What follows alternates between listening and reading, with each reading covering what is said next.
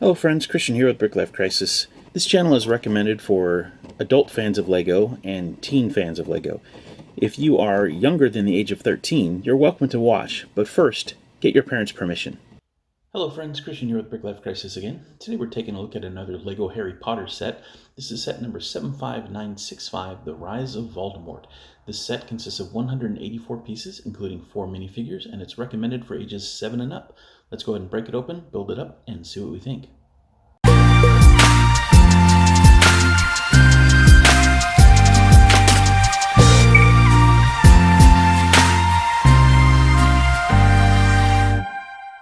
So we did have a few spare parts here, including a couple of wands in black and white. There was also 2 brown wands, but they were both used, one for Peter Pettigrew and the other for Harry Potter. We have this kind of claw piece, which I think is supposed to represent Peter Pettigrew's hand, and then the drop of blood, the bone, and then we have an extra brown grassy piece and a few extra 1x1s. And here we have it, 75965, The Rise of Voldemort. As you can see, we have a brick-built Triwizard Cup, Harry Potter, He Who Shall Not Be Named, a Death Eater, and Peter Pettigrew. And then the terrain build of this section of the graveyard. Pretty cool. Let's go ahead and take a closer look. Okay, so first up we have this brick-built Triwizard Cup. This is okay. I know a lot of people appreciate being able to brick build accessories like this, and this is a pretty good one. However, since they went through the expense and the trouble of making a special mold for the Triwizard Cup in the CMF series last time, I think it would have been nice just to include that brick, or that piece rather. It's a lot more detailed, and I like that piece quite a bit. It would have been nice to get it here, but they've done a pretty good job here building this one out of bricks. And this is Harry. He has a brown wand as normal. I really like his Triwizard Tournament jersey there, and it has his name, Potter, on the back. He's got kind of longish hair, and he does include the bendable adolescent legs, which is nice. If we remove the hair and turn him around the back, you can see that is his alternate face. And then again, his primary face is a little bit happier. And here we have Peter Pettigrew. I really like what they've done with his face, with those buck teeth and the angry looking face. He's got some longish orangish brown hair. He has the other brown wand, and he also has a dagger in his hand. And then the torso print is nice, and that continues down onto the waist and legs. And just a bit of print, on the back of the torso with a hood. If we remove his hair, we can see his alternate face, where he's looking a little less menacing and perhaps a bit more subdued. Next up, we have the Death Eater. This is a pretty cool looking figure. He has the newish black skirt piece. He has some, very, very pale hands. One of them is kind of fleshy. The other is, kind of greenish gray almost. He has a black wand. The print on the torso is quite nice, as is the print on the head. It's kind of almost like a balaclava head, but they just have these hoods with a kind of skull mask, and that's done pretty well. And then they have this kind of witch's hat. Very nicely done. There's no alternate face, of course. It's just all black back behind. But nicely done there. I like that figure quite a bit. And then we have He Who Shall Not Be Named. This is Voldemort. They've done a very nice job with his facial print as well. I like those little nose slits. He has a white wand.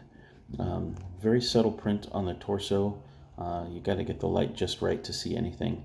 And then on the back, again, very subtle print. He also has one of those black skirt type pieces. No alternate face, as you can see, but pretty menacing. Pleased to have him. Now, officially, this set only comes with 4 minifigures. However, as part of the terrain, we have this Grim Reaper. Got a gray torso, head, hood, and skirt piece. We have this brick-built scythe and the wings extended, which looks pretty cool. You turn it around the back, you can see how that's done up. It's one of those trans-clear kind of backpack pieces. and then those other pieces are just stuck on there. So technically, I suppose you could count this as a 5th minifigure, but officially it's not included because it's part of the build rather than a figure that you would play with typically, but pretty cool looking if you ask me. In addition to all that, we have the Cauldron, where some dark magic has taken place. Let's see the contents of that. So we have the drop of blood, a bone, and this claw piece, which I believe is supposed to be Peter Pettigrew's hand.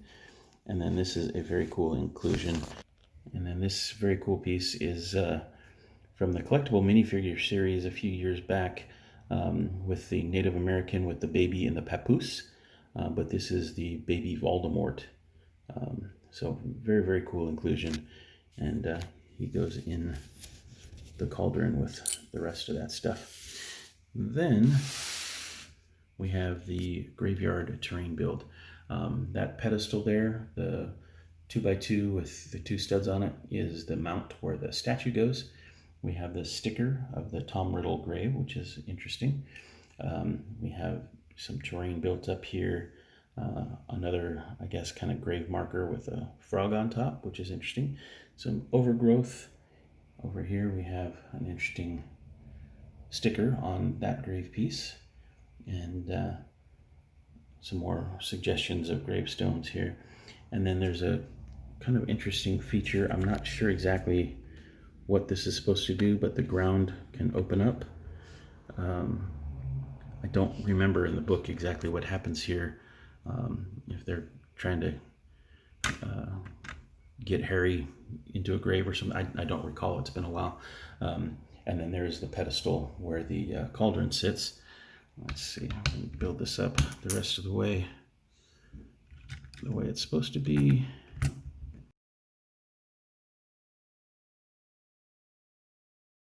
There we go. So that is the completed terrain.